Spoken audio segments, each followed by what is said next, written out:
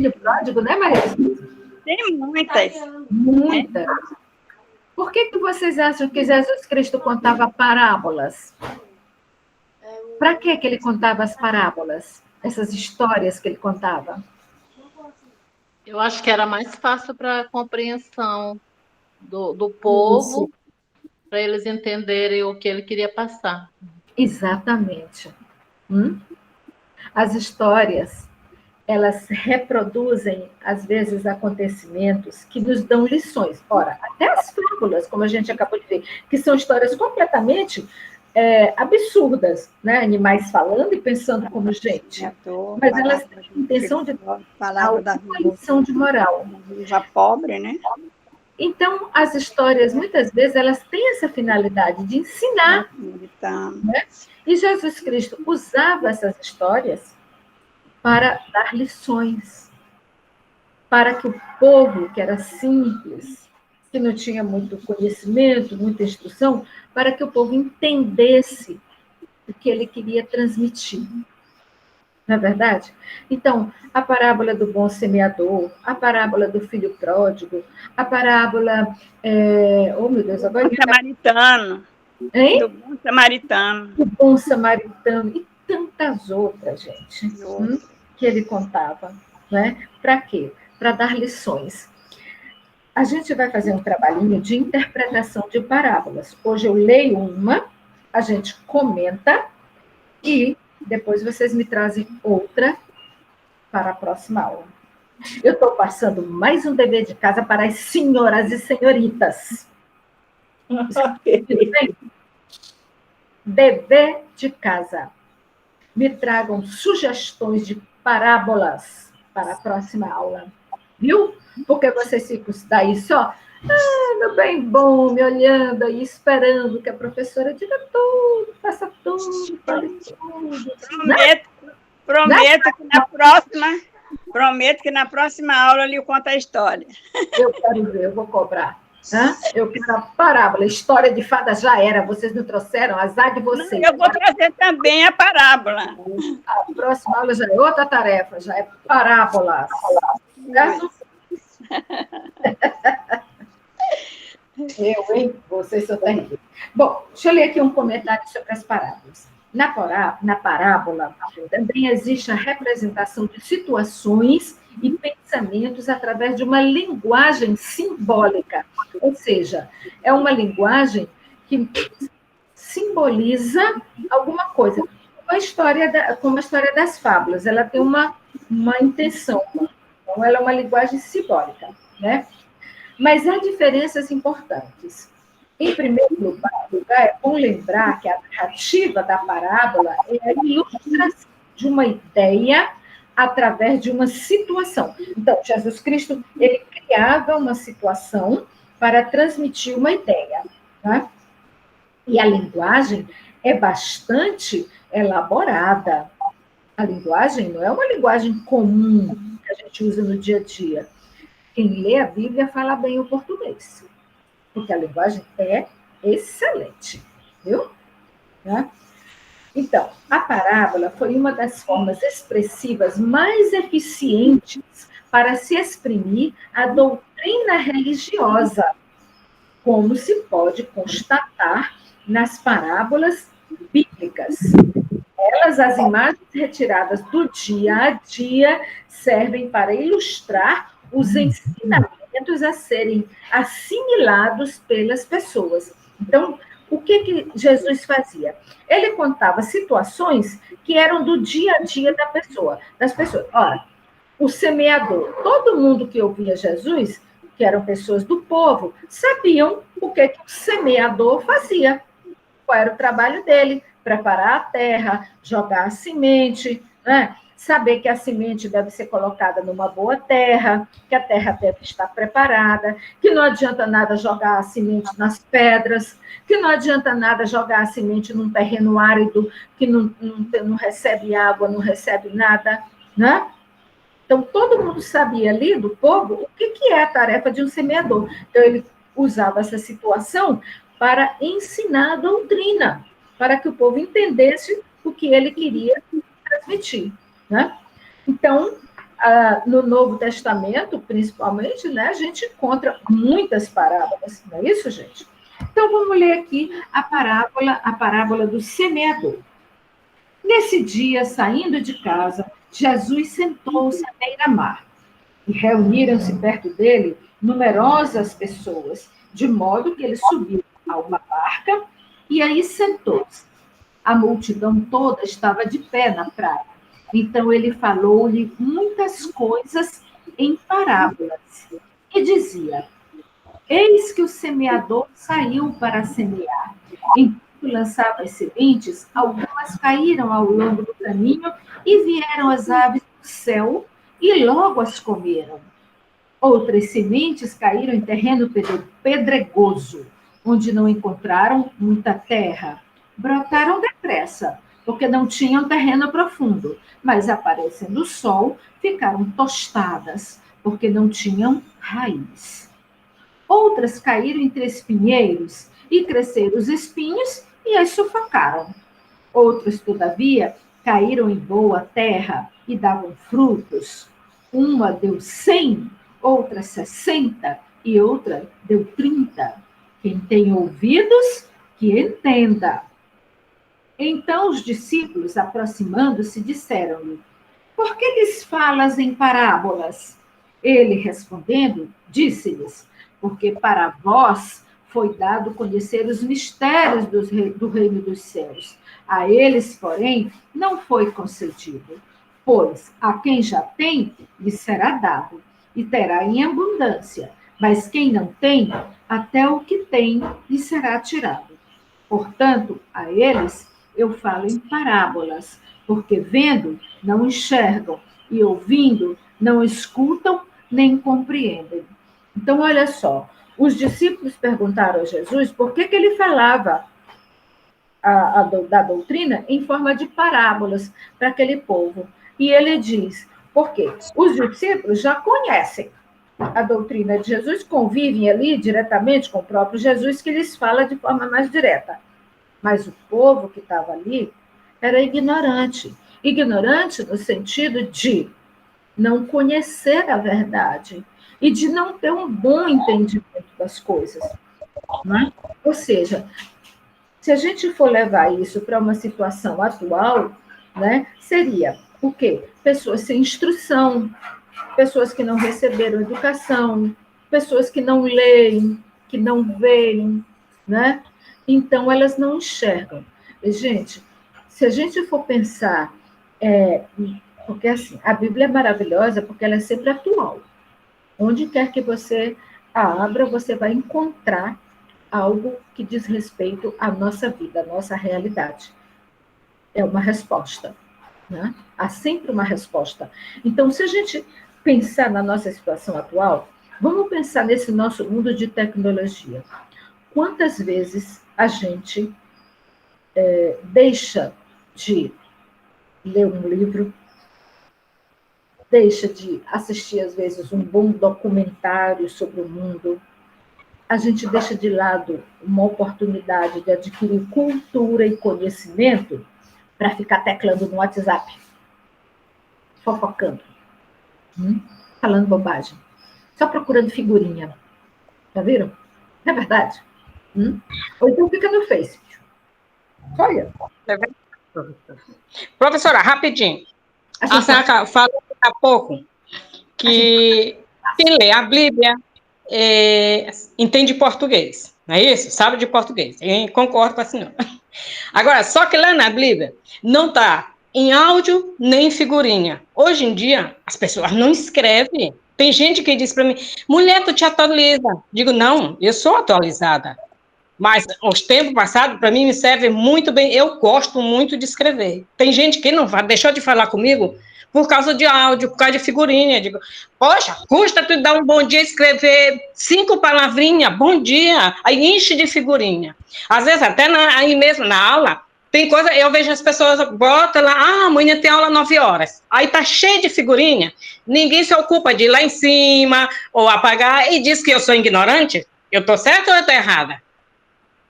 E a palavra é tão importante, gente, né? Eu vi uma pessoa figurão da política, eu não vou dizer o nome, dizendo o seguinte: o problema dos livros didáticos é que eles têm muitas palavras.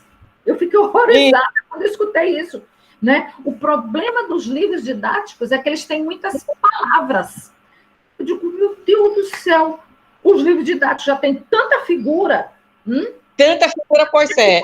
Mais figura, tira as palavras. Por que isso? É para o povo não aprender? Para não ter conhecimento? Para não ter cultura? Quem não aprende, quem não tem cultura, quem não sabe nada, engole tudo que vier, sem reclamar. Claro. Verdade? Claro, que tu tem que interpretar umas figurinhas, tu tem que interpretar aquelas figurinhas. Se tu não saber ler, nada, tu não sabe interpretar as figurinhas que estão ali. Não é? Tem gente que envia uma figurinha, um áudio que não sabe nem o que está. Digo, tu abriu esse. Ah, não, eu não abri. Tu viu o que está aí? Não. Tu só pode reenviar alguma coisa se tu lê ou tocou, tu não sabe nem o que tu está enviando. Não é? Você tem que ler e saber o que está fazendo, que já veio muitos problemas referentes a esses envios de áudio, de figurinha. Quer saber o que está enviando. Não quer saber se o que está escrito, o que está dizendo, nada. Eu ainda sou do tempo antigo, eu sou atualizada, mas o meu negócio é escrever. Digo, olha, gente, tem gente que não sabe mais nem escrever o nome, porque tem que mandar Maria com uma figurinha, não é? De um M com umas rosinhas, uma com outra coisa, dizendo que o significado é Maria. Não, gente, não é assim, não. Tu mandar uma brincadeirinha alguma vez, isso aqui é uma coisa, mas tu está falando uma coisa séria, né? Bom dia, aí uma figurinha, aí não sei o quê. Mesma palavra da Bíblia, aí vem em termos de figurinha. Se você lê a Bíblia, você escreve ali um versículo de 1 até o 2 ou o 3. Maria Dark, a gente apela para a figurinha quando a gente não tem o que dizer. Ou quando a gente quer dizer, mas não tem a palavra. E por que a gente não tem a palavra? Porque a gente não buscou. Né? Claro. Isso que eu estou... exatamente. Essa é o resumo da história. Né? É que hoje, como todos os estímulos têm que ser visuais, a gente está perdendo o poder da palavra, a gente está deixando de investir em adquirir a palavra. Né? Então, quando Jesus contava as parábolas e a explicação que ele deu para os discípulos foi algo muito parecido. Como as pessoas que estão ouvindo ele ali não têm o conhecimento, né, necessário para entender diretamente o Evangelho, entender diretamente a profundidade do pensamento que ele queria transmitir, ele usava as histórias, ele usava as parábolas para dar o entendimento. Aqui na parábola do semeador, ele usa uma referência muito conhecida do povo. Né? E o que ele quer dizer com isso? Que aquele que prega a verdade de Cristo, ele é como semeador. A verdade da Bíblia, a verdade que vem de Deus, ele é o semeador. Ele está semeando a palavra. Né? Aí o que acontece? Se você joga a palavra num terreno bom, ela vai dar frutos. Mas se você joga a palavra num mau terreno, entre as pedras, entre os espinhos, ela não vai crescer, ela não vai produzir, ela não vai frutificar. Né? Por que ele fala isso? Porque ele diz, portanto, a eles eu falo em parábolas, porque vendo não enxergam e ouvindo não escutam nem compreendem. E às vezes, contando a história, fica mais fácil de compreender.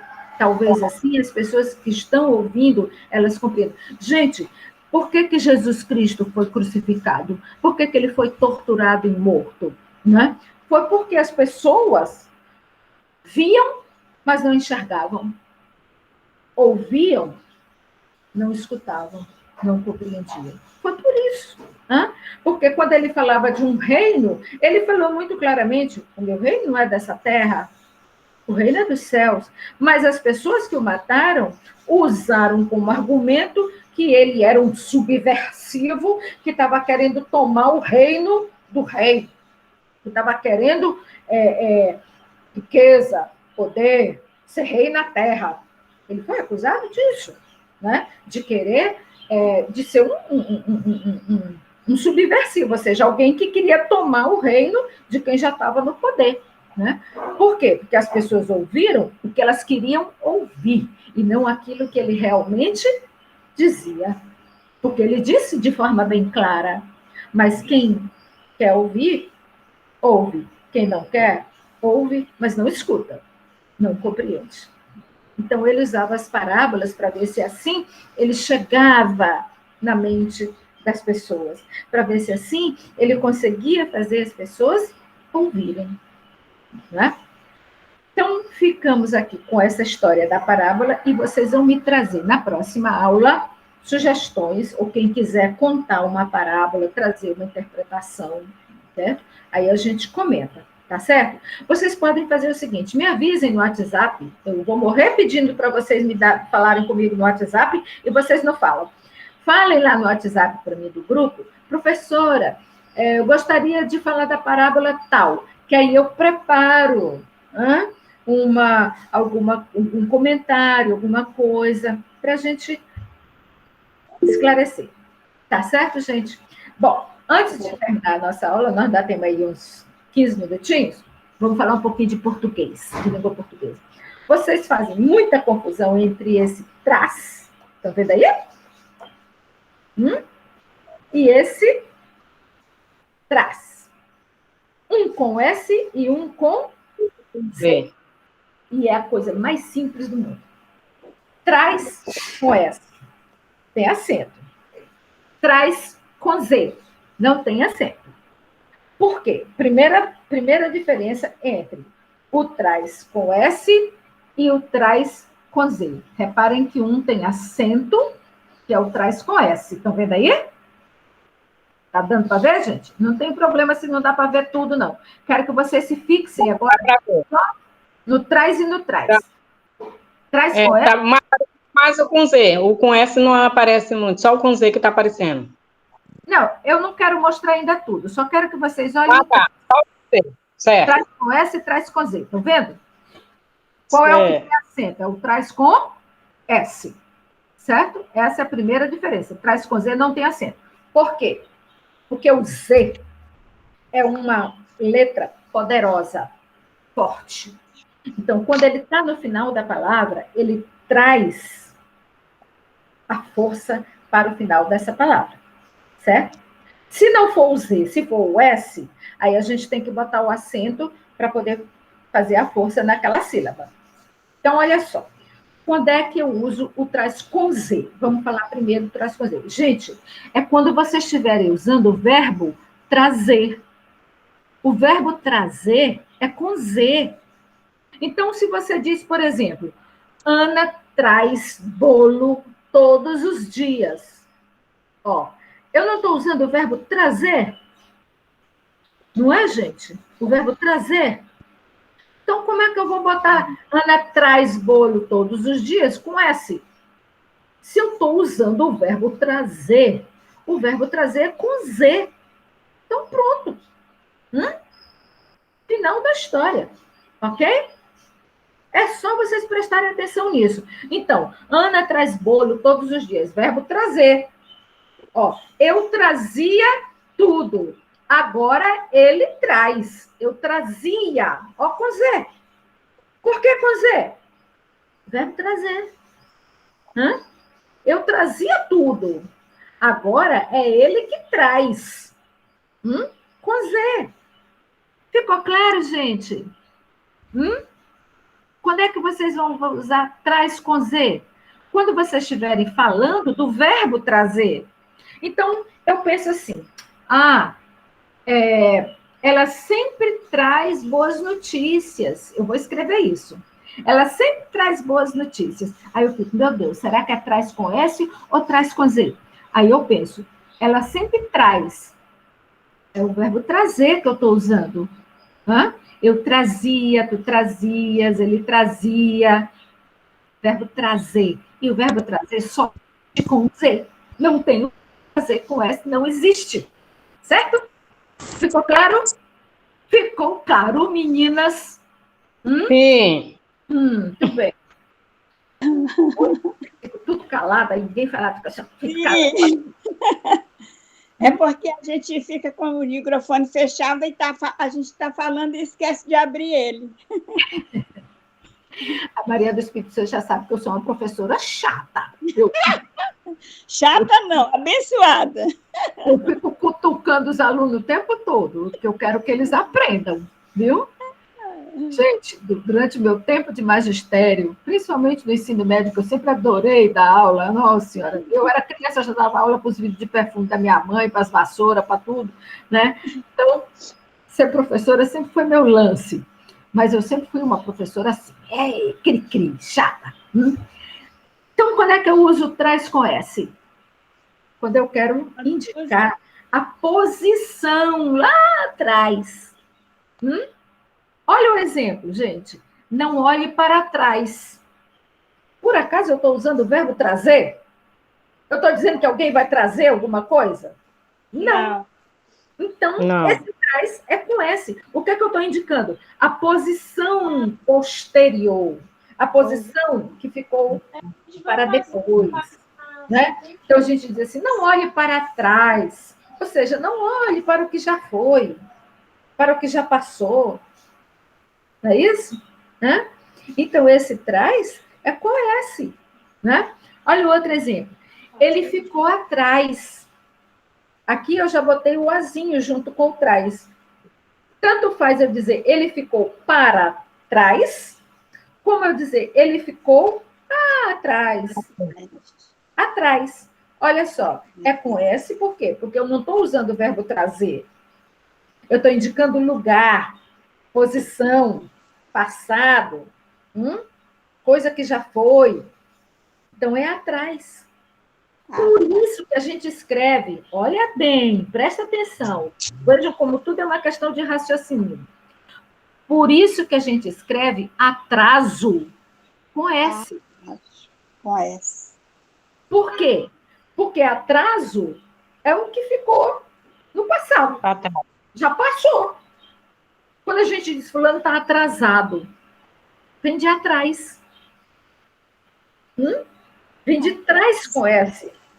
Ele está atrasado. Ou seja, o tempo dele já passou. Vem de atrás, de atraso, né? Tudo com S. Então, quando a gente diz, ele está atrasado. Um grande atraso. Tudo com S. Por quê? Porque você não está usando o verbo trazer.